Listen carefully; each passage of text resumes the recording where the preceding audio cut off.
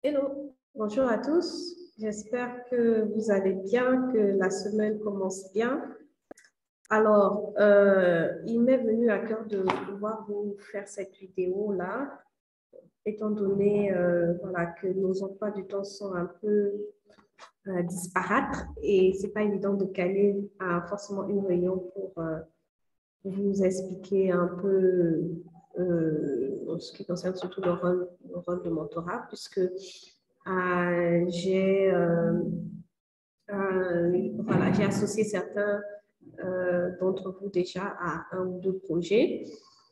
Et donc, l'idéal, c'était surtout de ne pas vous jeter à l'eau comme ça, mais c'est-à-dire de vous donner quelques pistes d'orientation pour vous aider un tout petit peu. Même si, toutefois, en tant que mentor, il n'y a pas vraiment une formule magique. C'est-à-dire, il n'y a pas, tu dois faire ça, c'est pas cadré. C'est à vous de vous organiser, de vous outiller. Et puis, pour une première fois, c'est-à-dire la première expérience ne sera pas toujours, comment je peux dire, ne sera pas toujours comme on veut, mais avec le temps, voilà, on se perfectionne, on s'améliore et tout ça. Donc,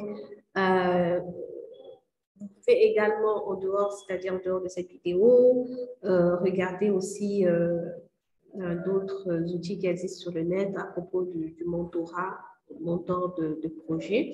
Ça peut également vous aider dans ce rôle-là. Et voilà quoi. Donc, le maître mot, c'est vraiment ne soyez pas carré dans, c'est-à-dire, c'est pas une formule magique, c'est pas du genre un prototype ou protocole, il faut faire ceci, il faut faire cela. Il faut tout simplement se dire que en tant que mentor d'un porteur de projet, c'est un peu comme, je sais pas, comme on est à l'église, c'est un peu comme quand on fait le travail de suivi, au fait. C'est-à-dire, euh, s'il faut suivre un nouveau converti, voilà, c'est le meilleur exemple, au fait. Il faut suivre un nouveau converti. Tu le prends d'un point A pour l'emmener à un point B. C'est tout simplement ça. Et c'est-à-dire, quand tu l'emmènes d'un point B, la personne évolue, grandit, et ça dépend des objectifs que vous fixez. Donc, en tant que mentor, tu l'aides à traverser cette étape-là, tu l'aides à arriver à cette étape et tu le montres par des exemples concrets, par des conseils, tu le conseilles. Il y a des moments aussi, tu peux lui faire des formations. Oui, en tant que quand tu es dans le mentorat, par exemple, à l'église ou quelque chose comme ça, tu peux faire des formations où, voilà, tu lui conseilles. Il peut te voir quand il a besoin de quelque chose, quand il a quelque chose qui lui bloque et tout ça, tu lui conseilles. Et aussi, tu peux lui mettre aussi en relation avec d'autres personnes.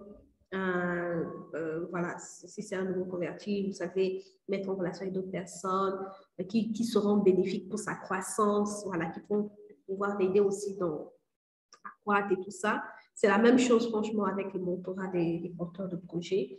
C'est vraiment, vraiment, vraiment, vraiment la même chose. C'est tout simplement la seule différence, c'est que là-bas, ce sont les nouveaux convertis et ici, ce sont les porteurs de projets, ceux qui ont une idée en tête. Voilà, donc c'est un peu juste ça la seule différence. Donc, en tant que mentor, on est conseiller, on est celui-là qui conseille le porteur de projet. On est celui-là qui l'oriente par l'exemple. OK? On lui montre par rapport à déjà ce qu'on nous-mêmes on fait ou qu'on a eu à faire quelque part. OK? On lui conseille, on lui montre l'exemple et on lui fait créer des pistes de connexion pour, voilà, pour l'aider à avoir d'autres relations dans le cadre de son projet. Et comme je disais tantôt, parfois on forme le porteur. Si on constate que le porteur de projet qu'on suit a des lacunes sur telle chose ou tel point, on le forme. Et dans certains cas, par exemple, si c'est dans le cas de l'Église, parfois les formations sont, c'est-à-dire dans un cas d'un temps d'enseignement, on le pousse à aller dans ces temps d'enseignement et tout ça. C'est la même chose dans le cadre du mentorat des porteurs de projet. Parfois, il y a des formations qui sont là, comme les formations que nous proposons à GoFar. Si vous pensez que la personne doit suivre telle formation et qu'on a tel programme de formation et un formateur bien précis qu'on a, eh bien, on va lui proposer de s'inscrire à telle formation pour qu'il puisse être outillé.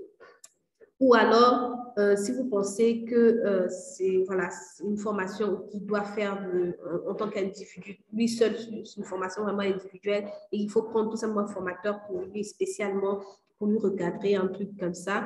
On peut, si vous avez la compétence pour le former, vous le formez. Sinon, vous pouvez voilà, nous remonter l'information pour qu'on puisse voilà, dans notre portefeuille de formateurs qu'on a, voir un formateur qui sera adapté pour nous former sur tel point. Et l'autre chose, c'est-à-dire, c'est vraiment emmener son projet d'un point A à un point B. Donc, ça dépend du type de porteur de projet. Donc, il y a souvent trois cibles. Il y a souvent trois cibles de porteurs de projet. Il y a les porteurs de projet qui sont à la phase amorçage, c'est-à-dire qu'ils sont encore dans l'idée, ils n'ont pas encore mis en place quelque chose, ce n'est qu'une idée. Et la phase d'amorçage, pour l'emmener d'un point A à un point B, généralement, ces personnes qui viennent souvent nous voir, soit ils ont besoin d'un financement, ils cherchent les pistes de connexion pour trouver un financement, ou alors ils ont besoin de savoir comment on monte un projet tout simplement parce qu'ils n'ont pas les outils nécessaires pour faire un business plan, pour faire quelque chose comme ça, etc. Généralement, c'est souvent ces deux cas-là. Ou alors, parfois, ils viennent nous voir pour une étude de marché, mais la finalité, c'est le projet et tout ça. Donc, puisque c'est une phase d'amorçage et qu'ils sont à l'idéation, donc le but, c'est vraiment de les amener à pouvoir atteindre cet objectif-là. Mais donc, avant d'atteindre l'objectif fixé, il y a tout un parcours derrière. Donc, l'accompagnement de mentorat peut durer beaucoup de temps. Ça peut durer 6 mois, ça peut durer 1 an. Ça dépend de vraiment le porteur de projet. Donc, ça peut, généralement, le minimum chez nous, on dit pour un bon accompagnement, c'est 12 mois. Mais parfois, quand c'est des trucs assez taf, on peut se limiter à 6 mois. OK? Et puis, on passe, parce que comme il y a plusieurs projets, on passe à un autre, etc. Donc, c'est un peu ça. Ça, c'est pour les cibles de porteurs de projets qui sont dans la phase d'amorçage. Donc, on l'emmène d'un point A à un point B. Pour les porteurs de projets qui sont dans la phase de croissance, c'est-à-dire ils ont déjà eu leur idée, ils ont déjà mis en place, ils ont déjà créé leur structure. Maintenant, soit ils ont juste un blocage, soit ils n'arrivent pas à trouver des clients, ils veulent, c'est-à-dire voilà, un renforcement dans ce sens-là, ou alors ils ont un problème, c'est-à-dire de gestion, quelque chose comme ça.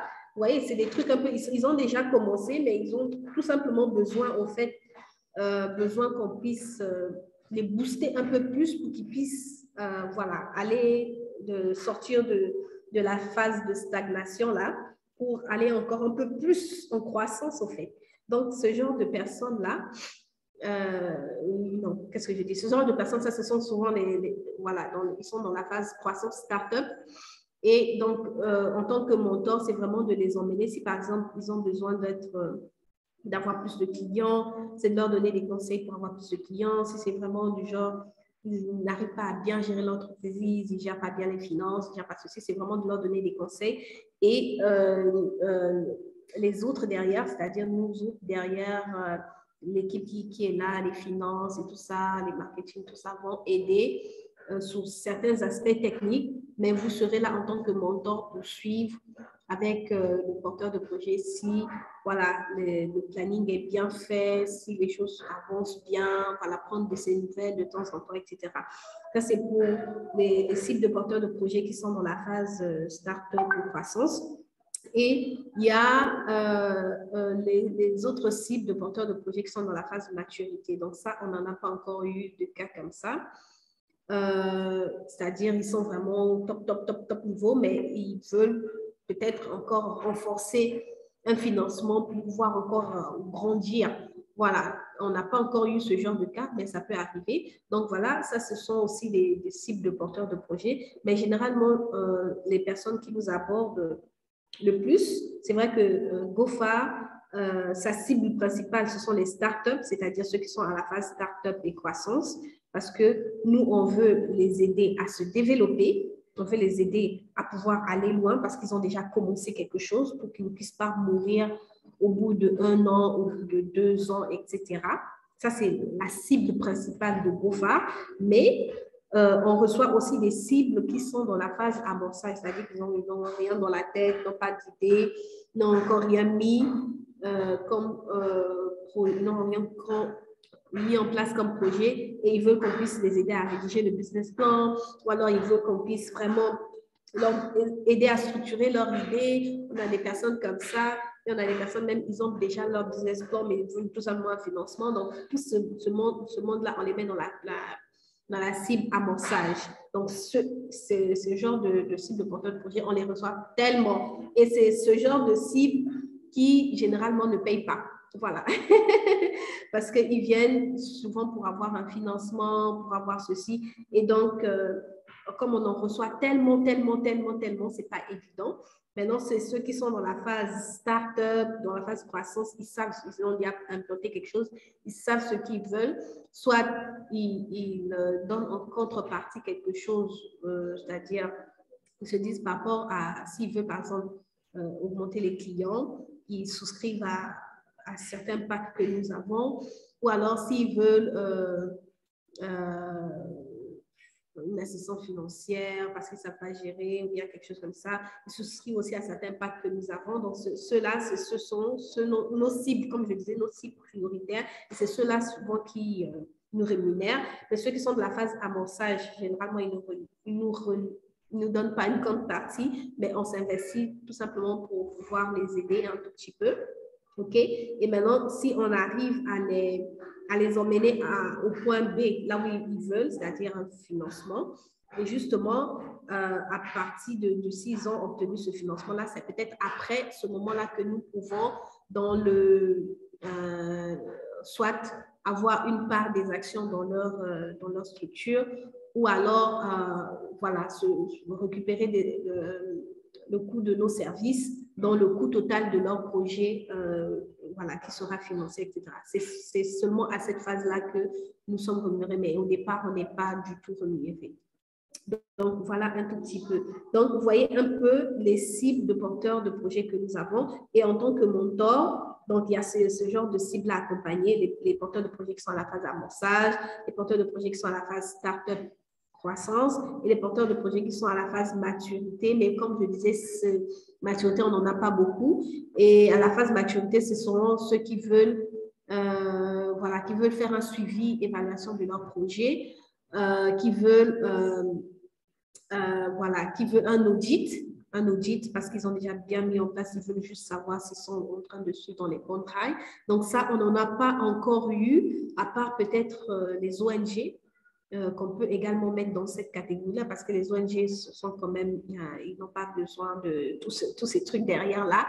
Et les ONG, eux, ce qu'ils veulent, c'est faire un suivi, évaluation et tout ça. Donc, là aussi, oui, peut-être pas mentor en tant que tel, mais peut-être celui-là qui sera comme coordonnateur pour suivre le client qui est venu nous voir à la phase de maturité, qui a besoin de soit un suivi, évaluation ou quelque chose comme ça. Voilà. Donc, c'est un peu ça. OK. Donc, voilà un tout petit peu brosser un peu le mentorat. Donc, je répète tout simplement, en tant que mentor, c'est un peu comme ce qui se passe à l'église, hein, quand on fait le travail de suite. C'est ça un mentor. On est vraiment un exemple pour le porteur de projet et on apprend à le connaître et on apprend à le conseiller, à le montrer l'exemple pour que lui puisse arriver à un certain niveau. Voilà, on veut le faire quitter d'un certain niveau pour l'emmener à un autre niveau. C'est ça un peu le but. Et la durée de l'accompagnement peut varier. Donc, généralement, à GoFar, on dit pour un très bon accompagnement, c'est 12 mois, surtout pour ceux qui sont à la phase start-up là, start-up croissance, parce qu'on a des packages de 12 mois et ils payent des redevances par mois. Ça dépend soit de 25 ou de 50 chaque mois ou de 100. Ça dépend de leur capacité financière. Mais parfois, on reçoit des personnes qui voilà, ont des problèmes taf où la durée du mentorat ou de l'accompagnement peut durer tout simplement 6 mois.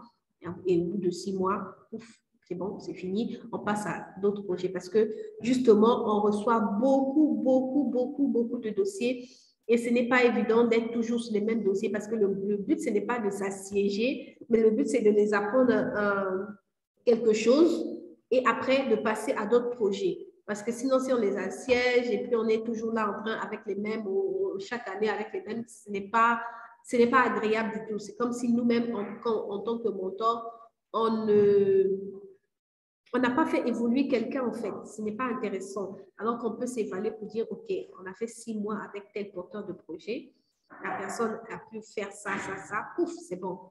Voilà, donc c'est un peu ça. Et généralement, pour s'auto-évaluer, on fait des réunions avec ces porteurs de projet-là, au moins une fois par mois, pour voir un peu comment avance le suivi, qu'est-ce qui se passe dans son activité, qu'est-ce qui ne va pas, est-ce qu'elle pense que notre accompagnement, ça lui satisfait, elle a quoi comme recommandation, etc. Donc, on fait souvent ce genre de truc et c'est une fois par mois avec tout le staff qui est intégré qui est associé au fait au projet. Donc, voilà un tout petit peu ce que je pouvais dire.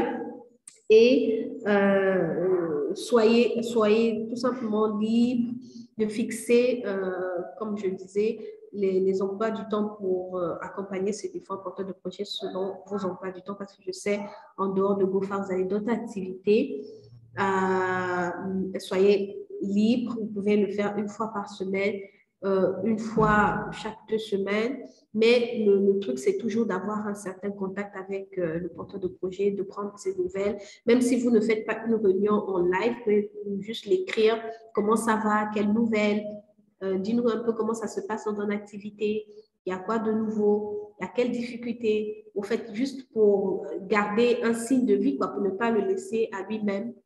Parce que justement, les porteurs de projets, surtout ceux qui sont en phase d'amorçage, là, ce sont des gens, voilà, ils sont encore, ils tâtonnent. Parfois, quand tu les laisses, ils se disent, oh, je suis abandonnée. Voilà, tu vois, c'est un peu ça, en fait. C'est vraiment un peu ça. Il faut tout simplement, voilà, garder le contact. Voilà, si on n'a pas le temps de se réunir à la réunion, de prévenir, et de laisser des petits trucs qui puissent peut-être suivre. C'est aussi une façon de faire aussi une petite vidéo que vous avez vue quelque part et qui peut cadrer avec ce projet. OK, tiens, suis ça. Je pense que ça peut t'aider. Voilà. Etc. Voilà. Donc, soyez libre. Faites recours à votre inspiration. Je pense que vous avez aussi à suivre des personnes à l'église pour les nouveaux convertis. Donc, vous avez de l'expérience dans ce cadre-là. Donc, vous pourrez forcément avoir aussi de l'expérience dans le mentorat en tant que porteur de projet.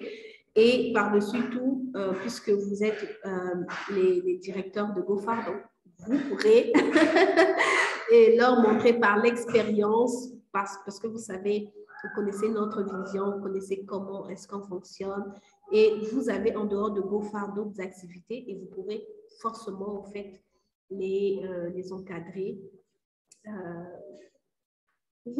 les encadrer ou bien les conseiller par rapport à ce que vous faites déjà. Donc, voilà un tout petit peu les petits conseils que je peux donner depuis pour ces nouvelles missions-là. Et je vais tout simplement vous présenter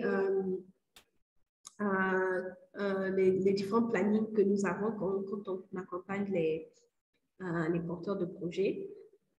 Au début, c'est vrai que ça sera peut-être un peu lourd, mais ne vous en faites pas. Je suis toujours là. Je suis toujours là. Je peux venir toujours en support, voilà, pour tel autre point. Et voilà, au fur et à mesure, comme je dis, avec le temps, vous allez pouvoir prendre la main, voilà, etc. Donc, c'est un peu ça. Je vais partager tout simplement l'écran. Excusez-moi.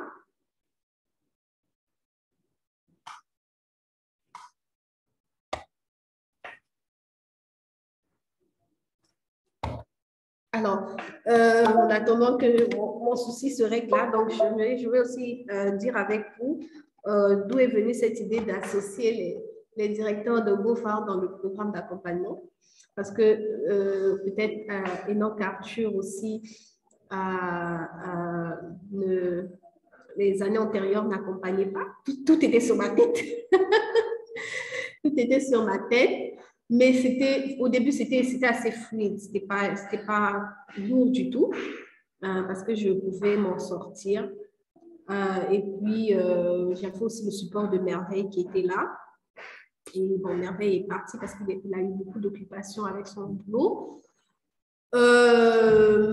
Mais c'est lourd, au fait. Quand on a peut-être une vingtaine de projets, on peut quand même gérer, surtout qu'on a tous ne sont pas au même niveau, on peut gérer. Mais quand ça s'augmente, au fait, après, on n'arrive pas à suivre du tout. C'est difficile.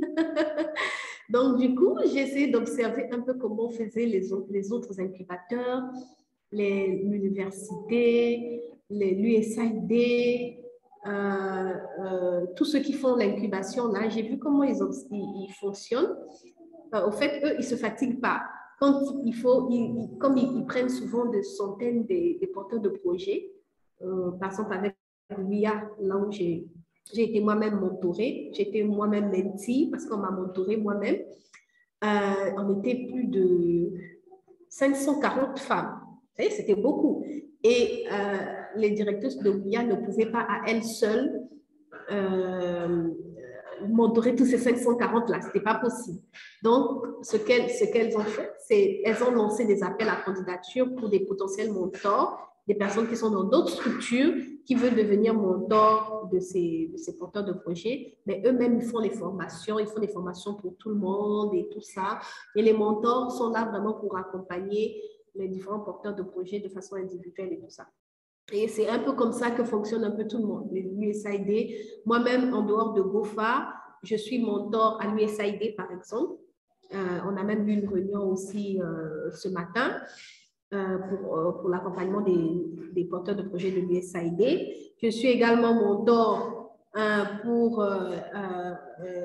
l'incubateur Job Jeff, parce que là-bas aussi, ils ont des porteurs de projets, donc parfois ils cherchent aussi des mentors. Donc, vous voyez un peu, c'est comme ça qu'eux, ils fonctionnent. Ils prennent des gens qui sont dans d'autres structures qui peuvent faire du mentorat. Maintenant, moi, je me suis dit, c'est vrai, pourquoi se fatiguer au fait à vouloir tout porter toute seule? C'est pas évident, on n'est pas des super hommes, des super robots à faire tout seul.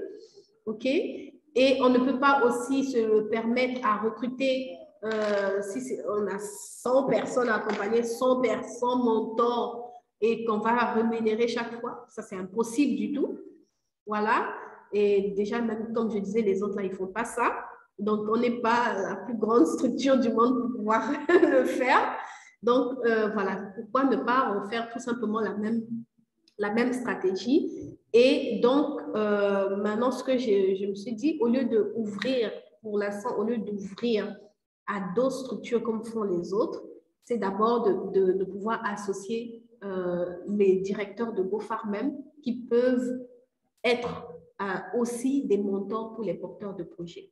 Voilà, donc c'est d'où est venue cette idée. Donc, c'est pourquoi, depuis un moment, vous voyez, chacun de vous, je vous ai associé dans des groupes avec des projets bien définis. Donc, ça ne sera pas le seul. En attendant, vous allez commencer comme ça.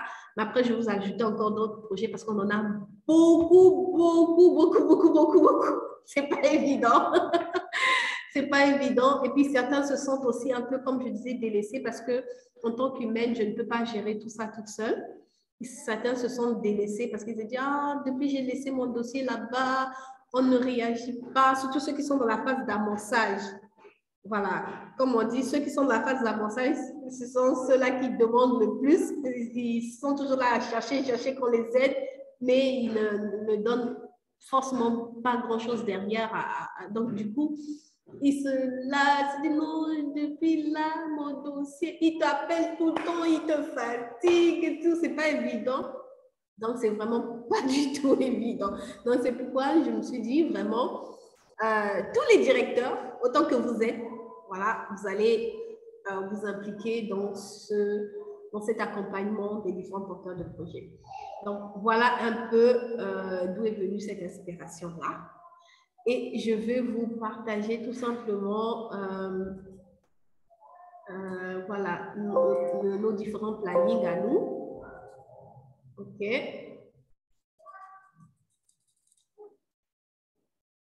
Je ne sais pas qu'est-ce que vous voyez à l'écran là. Je vais arrêter un instant.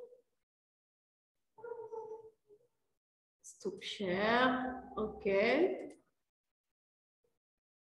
Bon, je vais partager tout l'écran même. Je pense que vous allez voir. Alors là, donc ça, c'est un peu comment est-ce que je m'organise. Hein? Tout ce qu'il y a comme accompagnement à GOFA, il y a le suivi des porteurs de projets. Donc, quand je mets suivi des porteurs de projets, c'est tous ceux qui sont à la phase amorçage, tout ça, etc., etc. Il y a ceux qui viennent nous voir juste parce qu'ils veulent une étude de marché. Il y a d'autres qui viennent nous voir parce qu'ils ont besoin de financement. Il y a d'autres qui viennent nous voir parce qu'ils ont besoin d'un business plan. Il y a d'autres qui viennent nous voir parce qu'ils ont besoin d'assistance financière sur des logiciels précis qu'on utilise. Il y a d'autres qui viennent nous voir parce qu'ils ont besoin de certifier leur compte. Ça aussi, c'est de l'assistance financière. OK, je vais mettre ça là-bas tout à l'heure. Et il y a d'autres qui viennent nous voir parce qu'ils veulent qu'on puisse s'associer, c'est-à-dire dans leur projet, qu'on puisse, voilà, être, parce qu'on est aussi un peu comme des business angels, on peut suivre un projet qui nous intéresse bien, on peut prendre une part aussi, une part d'action, des parts sociales dans cette société, voilà, en échange de l'accompagnement voilà, qui est censé être payant pour certains, en fait. Voilà, donc c'est un peu ça. Et bon, TDR ici, ça c'est pour les ONG. C'est là où je mets tout ce qui est ONG, donc ceux qui sont dans la phase maturation et tout ça.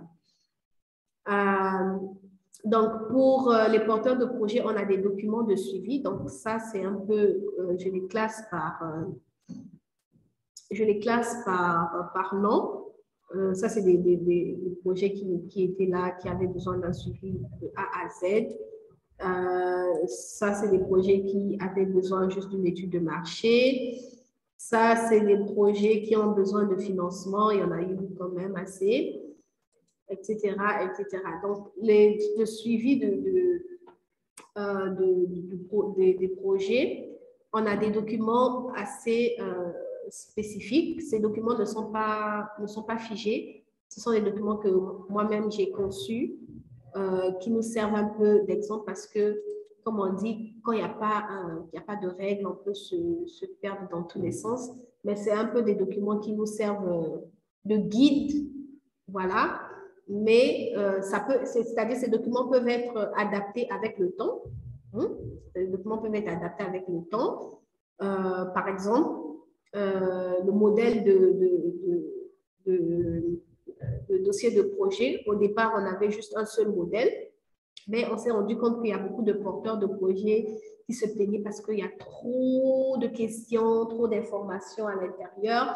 Et justement, parfois, leurs projets, c'était des petits projets de 500, de 600 000, etc.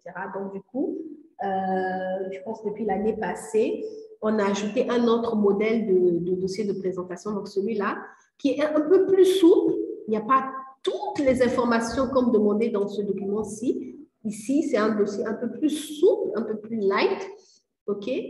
Et donc, voilà un tout petit peu. Donc, comme c'est un peu ce que je disais, les documents peuvent évoluer au fil des temps, mais au moins, on a quand même des documents qui nous servent de guide.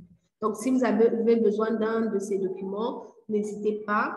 Je pense que je vous ai envoyé des liens par rapport à chaque projet où j'ai mis, je pense, quelques de documents dessus. Mais on sera toujours là, en fait, on support si vous avez besoin d'aide, quelque chose comme ça. Voilà. Et à part les documents de business plan, ça c'est des modèles, c'est-à-dire quand quelqu'un veut remplir un business plan, il y a plein d'autres modèles qui existent sur Google, mais c'est ces modèles-là qu'on a choisi d'utiliser parce que dans ces modèles, il y a également nos logos dessus parce qu'on les a adaptés, on a modifiés avec quelques informations cruciales, importantes. Donc, c'est pourquoi, en fait, on utilise plutôt ça que d'autres modèles qui existent sur le net. Voilà. Et ici, ça, c'est un modèle pour faire l'étude financière. Donc, c'est aussi un modèle, on en a deux. On a celui-là qui, c'est un modèle de Google. On avait juste payé la clé pour pouvoir faire des modifications, mais j'ai encore oublié le mot de passe de la clé. Je ne sais pas si Arthur pourra nous aider à retrouver ça parce que justement, j'avais payé pour débloquer le fichier Excel, mais je ne retrouve plus le mot de passe. Donc, c'est un tableau qui est là, qui permet vraiment de calculer assez rapidement la rentabilité d'un projet parce qu'il y a beaucoup de projets qui viennent, mais après, dès qu'on met juste des chiffres là, on voit qu'ils ne sont pas rentables du tout. Donc, ce n'est pas la peine, quand un projet n'est pas rentable, ce n'est pas la peine vraiment d'avancer. C'est mieux d'arrêter ou bien de lui dire, OK, va encore réfléchir, ou va revoir ton étude de marché, ou va revoir ton idée parce que ce n'est pas la peine de se fatiguer au fait. Voilà, donc c'est un peu ça, ce tableau-là. Ça permet vraiment de calculer assez rapidement la rentabilité. Ma machine est un tout petit peu ding-ding. Voilà.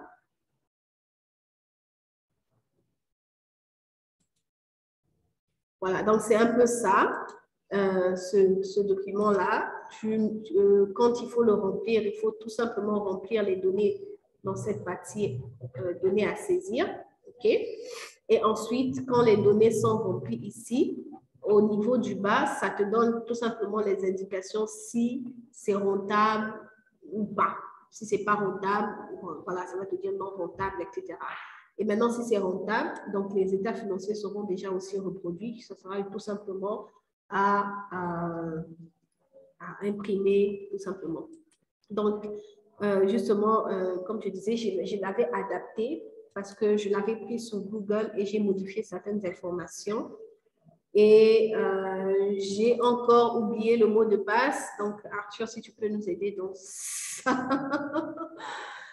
Dans ça, parce qu'il y a un mot de passe pour modifier certaines informations.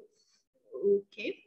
Et en dehors de ça, on a également eu un autre fichier. Donc, parfois, il y a des projets qui sont un peu plus complexes. Ça, c'est des projets assez light. Il y a des projets qui sont un peu plus complexes, qui ont besoin d'une étude financière assez poussée. Donc, on utilise ce modèle-ci. Je vais... Oups, ma machine fait un peu des catastrophes là.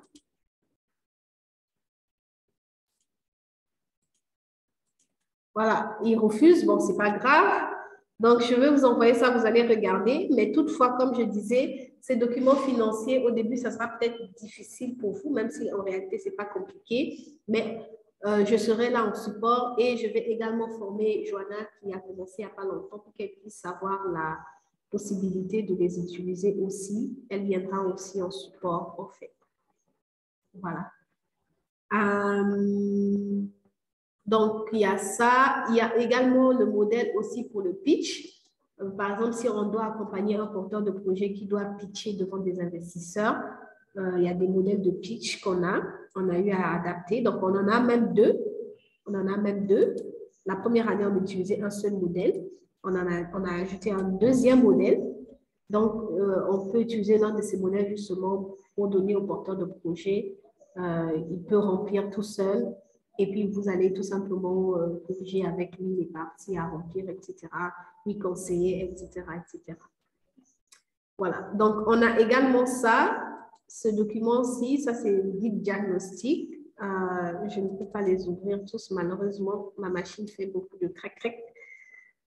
Guide diagnostic, c'est surtout quand le porteur de projet est déjà dans sa phase start-up amorçage, start-up croissance plutôt. Amorçage, il n'a pas besoin de guide diagnostic, mais quand il est en sa phase start-up croissance, c'est-à-dire qu'il a déjà commencé son activité. Donc, on fait un petit diagnostic pour voir, un diagnostic flash, comme on l'appelle, pour voir si l'activité est sur les rails, s'il y a quelque chose qu'il faut améliorer, etc. Donc, avant de commencer à vraiment s'impliquer, on fait le diagnostic et le rapport de diagnostic on le présente au porteur de projet pour qu'il voie qu'est-ce qui ne va pas dans sa structure et comment nous, en tant que BOFA, on peut intervenir. Voilà, donc c'est un peu ça. En dehors de ça, qu'est-ce qu'il y a d'autre? Ça, oui, ça c'est un modèle de questionnaire. Ça, c'est quand, par exemple, le porteur de projet doit passer à la phase de... c'est-à-dire, par exemple, est prêt au financement et qu'il faut aller sur le terrain, c'est-à-dire aller le voir pour, avant, parce qu'il y a certains bailleurs ou investisseurs, avant de financer, ils veulent bien s'assurer que, c'est-à-dire que vous avez vérifié le local de la personne, que la personne a une bonne gestion et tout ça. Donc, ce questionnaire-là, c'est pour les visites terrain. On va sur le terrain dans le lieu où se trouve le porteur de projet. On lui pose toutes les questions du questionnaire pour faire après une analyse pour voir s'il y a une bonne gestion, si le porteur de projet a été sincère avec nous, voilà, etc., avant d'avoir un financement ou quelque chose comme ça. Donc, ça, c'est un peu pour les visites terrain. Voilà. Donc, ça, c'est un truc de programme de mentorat projet. Ça, on l'avait monté, je pense, au début, quand on avait commencé GoFar, mais ça n'avait pas vraiment marché. On avait un peu fait le même système que les autres incubateurs, c'est-à-dire on avait fait appel à d'autres potentiels mentors qui devaient mentorer les porteurs de projets. Donc, en dehors de nous qui allaient les accompagner, il y aurait un mentor qui allait être, par exemple, un mentor dans l'agriculture. Si c'est un porteur de projet qui est dans l'agriculture, on prend quelqu'un qui est dans l'agriculture, qui va le mentorer, le coacher, etc. Si c'est dans l'informatique, on prend quelqu'un qui est dans l'informatique, etc. Mais malheureusement, ça n'a pas trop marché parce que les mentors que nous avons eu à sélectionner n'étaient pas disponibles du tout. N'était pas disponible. Donc, certains avaient voulu commencer, mais après, il n'y avait plus de temps du tout. Donc, du coup, ça ralentissait aussi un tout petit peu le travail. Donc, du coup, on avait laissé ça en stand-by. Mais c'était vraiment un peu le même format que font, en fait, les autres. En fait. Voilà. Donc, à part ça, il y a le planning. Le planning, je vais ouvrir, je pense, le planning, il s'ouvre. Ok, je ne sais pas pourquoi il ne peut pas s'ouvrir. Ah, ici, du coup, vous devez mettre un mot de passe. Ok. La cellule graphique. Ouf. Mais moi, je veux juste fermer. Comment est-ce que je peux fermer ça? Je veux juste fermer.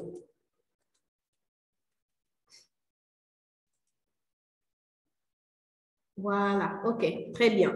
Donc, oups, j'ai vraiment des soucis avec ma machine. Que Dieu pourvoie une nouvelle machine parce que là, c'est grave. Elle écrit toute seule, elle fait du n'importe quoi. Attendez un instant. Purée.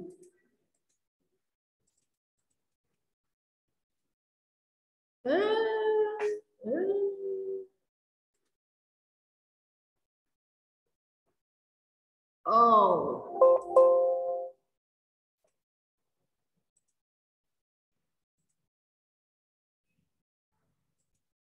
Voilà. Ça marchait tout à l'heure. Hein? Je peux enregistrer. Ma chérie, attends, j'ai presque fini, d'accord? D'accord, j'arrive tout de suite.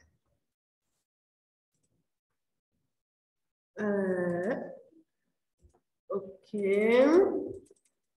Bon. Je vais les laisser écrire. Je vais laisser comme ça. Sinon, on ne va pas avancer. Donc, voilà un peu le planning. Donc, ce planning-ci, c'est un planning standard, mais il s'adapte en fonction de chaque porteur de projet. Si le porteur de projet est dans la phase amorçage, si le porteur de projet est dans la phase start-up ou croissance ou maturité. Donc, on fait un planning, c'est justement, comme je disais, pour ne pas aller dans tous les sens, pour qu'on sache qu'est-ce qu'on doit faire exactement, à quel moment avec le porteur de projet. Donc, il y a les phases, il y a les tâches, il y a les outils que nous utilisons, il y a la durée. Donc, quelquefois, on ajoute une petite colonne ici pour mettre les personnes parce qu'il y a des porteurs, il y a des projets pour lesquels c'est vrai que presque la majorité de certains projets, il n'y a pas qu'une seule personne qui suit ce projet, il y a plusieurs personnes qui interagissent en même temps. Donc, on ajoute parfois une partie ici où on met personne ou responsable. Voilà. Donc, il y a la première phase. Oh Dieu tout-puissant.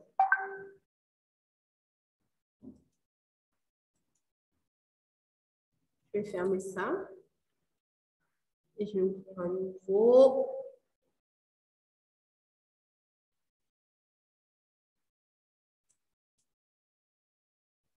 Planning.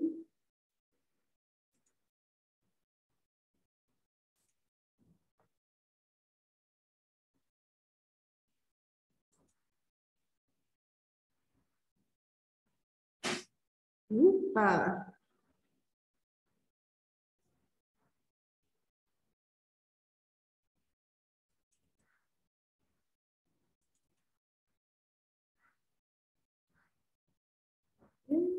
Ça fait une catastrophe ici comme ça. Ça a gaspillé mon fichier. Waouh! Je n'ai pas enregistré.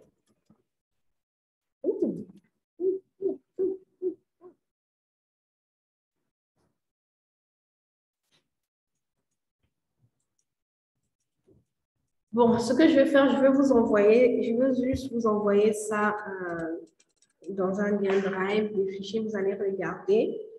Tout ce que je peux dire, au fait, c'est que, par exemple, je crois qu'il doit avoir un modèle d'un projet. Projet, par exemple, celui-là. Pour la crèche, il y a un planning ici. Voilà. Un modèle de planning ici.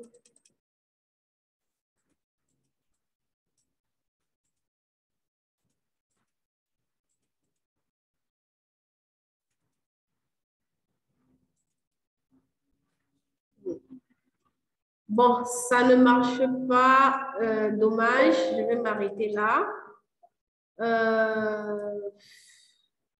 Donc, je vais vous envoyer tout ça dans un lien et vous allez regarder. Donc, il y a la première phase, quand on reçoit les porteurs de projet, la phase de prise de contact. Après la phase de prise de contact, c'est-à-dire dans la phase de prise de contact, il y a beaucoup de sous-tâches à l'intérieur et il y a une durée aussi pour chaque sous-tâche. Il y a certaines sous-tâches de la phase de prise de contact, c'est-à-dire le premier rendez-vous de prise de contact. Après, le deuxième rendez-vous, où on fait quoi? On essaie de comprendre le projet, comprendre, etc. Donc, il y a un peu tout ça qui regroupe la phase de prise de contact. Après la phase de prise de contact, il y a la phase d'étude de marché. Étude de marché, aussi, il y a des sous-tâches à l'intérieur. Et les sous-tâches à l'intérieur, il y a également des outils, comme je vous ai montré, les outils qu'on utilise et tout ça. Et après la phase d'étude de marché, il y a la phase étude financière, étude technique d'abord, étude technique. Ensuite, il y a la phase étude financière. Ensuite, après la phase d'étude financière, il y a la phase accompagnement à la levée de fonds, si c'est quelqu'un qui cherche le financement, on accompagne à la levée de fonds. Ensuite, après la phase accompagnement à la levée de fonds, accompagnement c'est-à-dire à la mise en place du projet, s'il faut l'aider à s'implanter, etc. Après la phase de mise en place du projet, il y a la phase de suivi post-évaluation, c'est-à-dire suivi post-projet. Quand le projet a été mis en place, au bout d'un moment, on le laisse voler ses propres ailes. Après, on vient faire le suivi, évaluation, ou bien l'audit après la mise en place du projet. Donc, voilà un peu les différentes phases de notre accompagnement. Donc, le fichier, le planning s'adapte en fonction de chaque projet. Il y a des projets pour lesquels on ne fait pas tout ça. Il y a des projets pour lesquels on s'arrête à la phase de prise de contact jusqu'à la phase accompagnement à la levée de fonds. Il y a des projets qui vont jusqu'au fond. Il y a des projets, en plus de tout ça, qui ajoutent, comme je disais, la phase diagnostic parce que ce sont des cibles start-up et croissance. Donc, justement, il faut la phase diagnostic d'abord pour pouvoir faire un diagnostic de leur projet, etc. Mais tout se joue au niveau de la prise de contact. Donc, la prise de contact, c'est-à-dire la première étape où vous faites un premier rendez-vous avec votre porteur de projet, vous discutez avec lui et après, vous apprenez à comprendre le projet et vraiment finaliser au fait comment vous allez travailler ensemble, le planning que vous allez établir avec lui, le suivi que vous allez faire avec lui, etc. Donc, voilà un tout petit peu ce que je pouvais dire. Je vais m'arrêter là. Et s'il y a des questions, il ne faut pas hésiter. Je reste disponible dans le groupe. Il n'y a pas de souci. Voilà. Allez, bye bye.